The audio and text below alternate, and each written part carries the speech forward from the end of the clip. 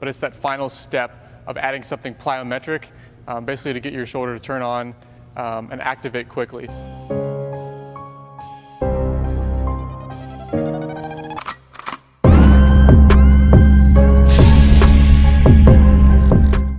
What's up guys, Ben Brewster here with Tread Athletics. Today we're going to talk about the drop catch routine. But first, if you're not subscribed, go ahead and hit the subscribe button below. So I like the drop catch routine as a way to teach your shoulder to basically warm up and activate at the tail end of your warm up before you get into throwing.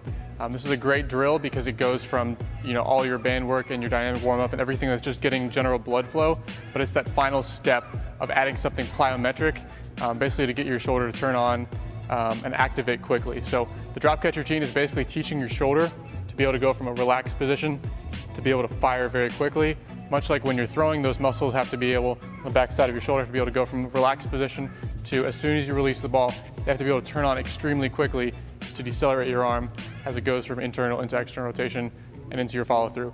So we're basically teaching the back of our shoulder to go from relaxation to contraction very quickly and priming those muscles right before we have to use them aggressively. No different than if we were going to go and do a heavy lift and do some sort of plyometric movement for that muscle group just before the lift as kind of an activation thing.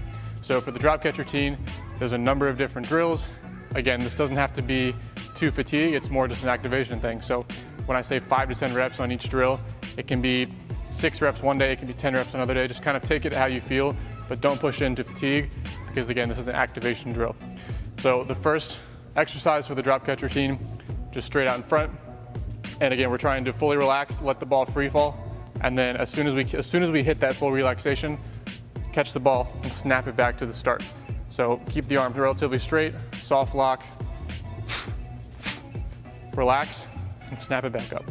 Some guys don't ever fully relax and it just kind of looks like this movement. Some guys relax, catch it down here. Some guys snap it up way too high. So it's relatively simple movement, relax, contract, relax, contract. Second one is out to the side, same thing. Free fall and then snap it back to the start. The third one's a little bit different. This is an upward toss, but again, adding a little bit of that rebound effect to it. So get right in the scapular plane, about 45 degrees. From here, we're letting it free fall, and we're trying to catch it right at 90 degrees and flip it up towards the sky. If you catch it too low, especially if you don't have the adequate internal rotation, if you catch it way too low, you're gonna start feeling that pull on your shoulder a little bit. So make sure that you're trying to catch it without yanking your shoulder too far forward. So again, a little bit of a drop. As soon as we relax, we're trying to activate the back of our shoulder, rebound it up as high as we can. Right here again.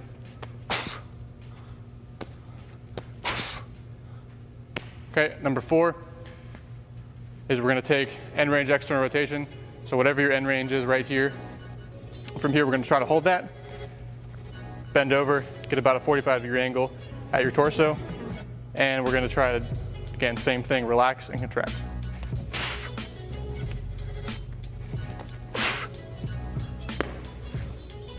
All right, so that's a little bit more difficult because again, we're trying to contract out of that very end range. The standing version, we're contracting more from an internally rotated position versus that end range externally rotated position. Okay, the next variation, these are the final two, is we're gonna be down here on the floor on our side and just a regular external rotation catch. There's not gonna be any throwing component to this one. So again, start fully externally rotated, drop catch, drop catch. So you see there's actually separation happening between my hand and the ball. I'm not just doing this. I'm actually letting it fully free fall, relaxing, contracting. And the final one is just the same thing, but arms straight. So again, challenging your scap, challenging the back of your shoulder, and kind of that protracted position with a little bit of a reach out there. So again, that's the drop catch routine. It's a little bit challenging. You shouldn't be pushing into fatigue. If you're getting fatigued after 5 or 6 reps, back off, maybe just do 3 to 5 of each one just to make sure that you're getting that activation effect, not pushing too far until you get into fatigue. So again, a great way to warm up the back of your shoulder, activate the back of your shoulder, and kind of train that contract relax component of the throwing delivery.